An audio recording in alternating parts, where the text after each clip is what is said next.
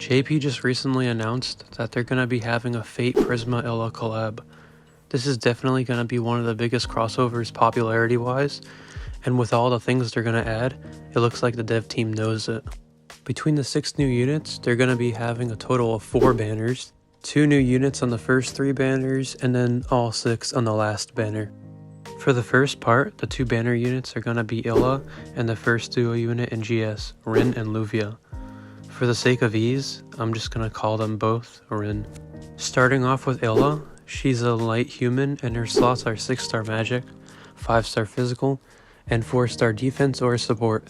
Not terrible slots, pretty mediocre, although that 4-star support being locked behind LB7 hurts her quite a bit. For her skill, it's going to have a 12-second CT, and it increases her own arts gauge by 30.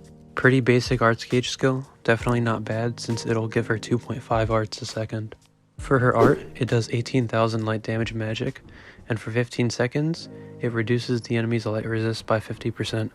It's a fairly high percentage debuff, and it will help herself and others to do a lot more damage. For her true art, it does 55,000 light damage magic, and for 25 seconds, it increases all allies' crit rate by 100%. If they're over 50% HP, allies also get 5 arts a second. The arts gen is type F. As of now, besides Blazing Flower and Mira giving fire units 136 arts, Illa gives the highest amount of unconditional arts gen. Obviously, it's locked behind being above 50% HP, but unconditional in the sense you don't need to be a certain element or race. And it being type F arts gen means that she can stack with nearly all other arts geners in the game, besides 12th gen Mizuki and Valentine's per solo. This is insanely good, and the crit is very welcome, although it being the same type crit as big archgen crit buffers like War God Finn kinda hurts her slightly, although it doesn't mean that it makes the crit bad. She can definitely solo archgen for an entire team, and with another archgen, the team is going to have near infinite archgen. For her super art, she does 150,000 light damage magic, and for 20 seconds, she increases her damage by how high her current HP is, up to a max of 300% damage. This is an insanely strong super art, especially since she'll give herself a strong 300% damage buff at max HP. This will allow her to put out a ton of damage, especially with the crit that she gets from her true art. It's almost comparable to the true art of Shaltir with how much damage it gives her. For her true weapon, it's a 5-star magic, it has a 45-second CT, and if her HP is over 80% for 10 seconds, it increases magic damage by 70%. If own HP is below 80%, it heals 20% of max HP instead. This is a pretty good active effect. It has a strong 70% magic damage buff, although the fact that you can lose it and heal instead of getting the magic damage buff is kinda weird, but it won't really be a problem if you either have a tank or really good healing. For the true weapon passives, it increases Illa's damage and stats by 20% and has a 5% passive attack up. Pretty strong damage buff to be honest, and overall not a terrible pickup to have on Illa. The short CT also means that the active effect could be good on other magic DPS like Shaltir. For her passives, whenever she uses her arts, true arts, or super arts and she's above 90% HP, she increases her arts by 50. She also increases her damage against dark enemies by 20% and her accuracy by 30%. The 50 arts on either art, true art, or super art is actually really good since it'll allow her to cycle between her true art and super art fairly quickly. The dark damage and accuracy aren't that bad either. A new addition is being added to the game called an SP illustration ticket, which allows you to change a 6 stars art and cut in art in game, as well as giving them a slight buff. If you use the SP ticket on Illa, she increases her unit XP by 20%, and at the start of the quest, she increases her arts by 10. Not really anything crazy, more so a nice little boost, and it's meant to mainly change the unit's art on the card. Overall, Illa is an insanely strong unit. She gives the entire team 125 type F archgen, as well as being able to put out a ton of damage herself.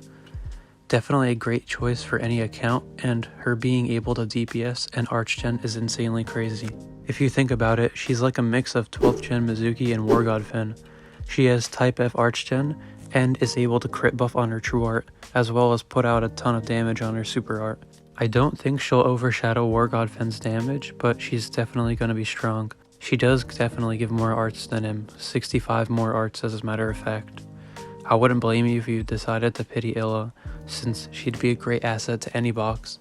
My only gripe that I have with her entire kit is her lack of a 5-star support though. A 5-star support is almost needed on an Archgen, and her lacking one severely hurts her starting potential and mid-game potential. Moving on to the next unit, Rin and Luvia. I'll call both of them Rin though, to keep it easy. She's a fiery human, and her slots are 6-star support, 5-star magic, and 4-star heal and magic. Not terrible slots, and her not needing to be LB7 for the heal slot is really good. The skill, it has an 11-second CT, and for 8 seconds it increases fire allies arts by 4. The type Archgen is type G as well.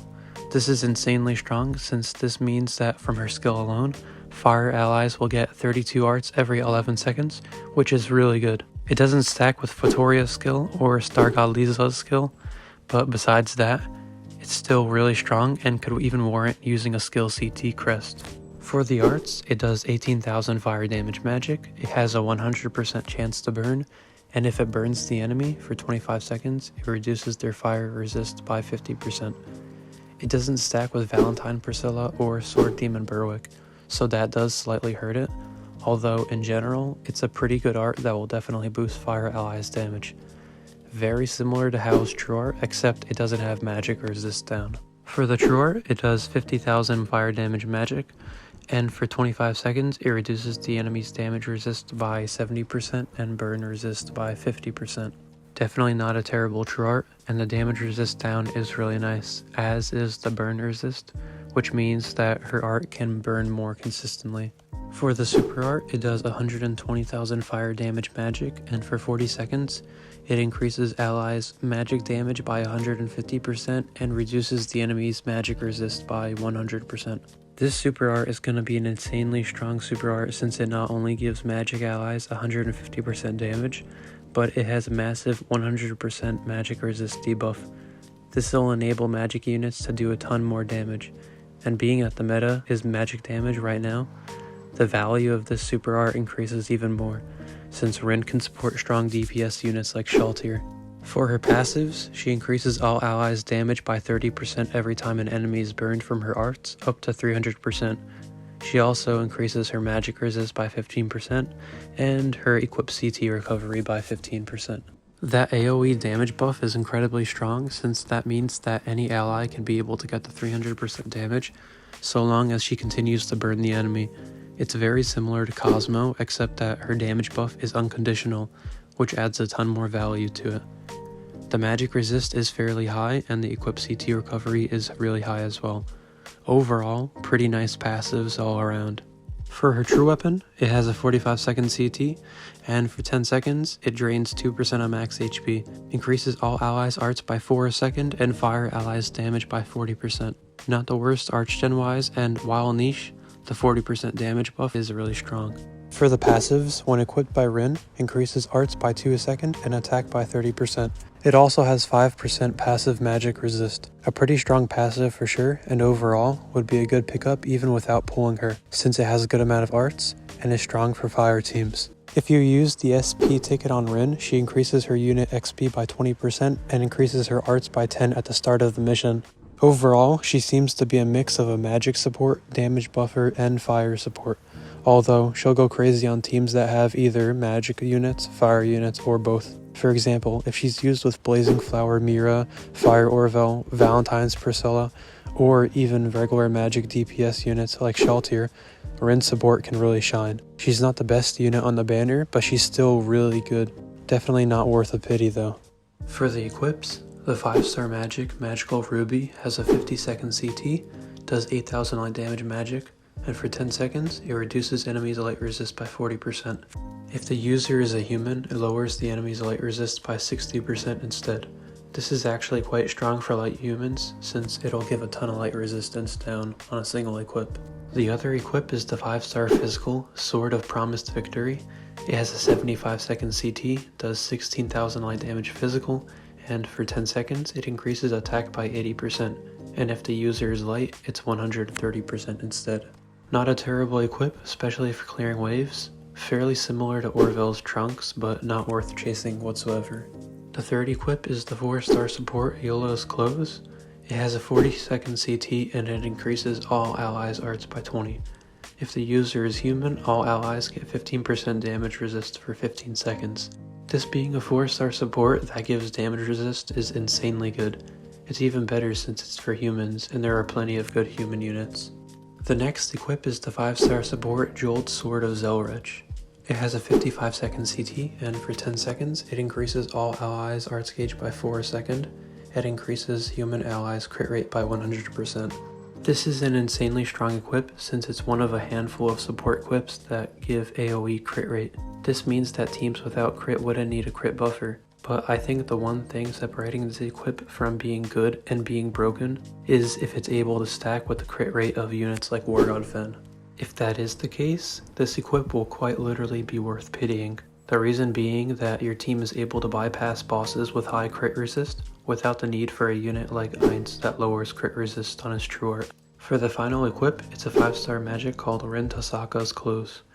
It has a 45-second CT, does 4000 fire damage magic, and for 10 seconds, increases own magic damage by 50%. It increases arts by 30 and increases arts by 80 instead the first time.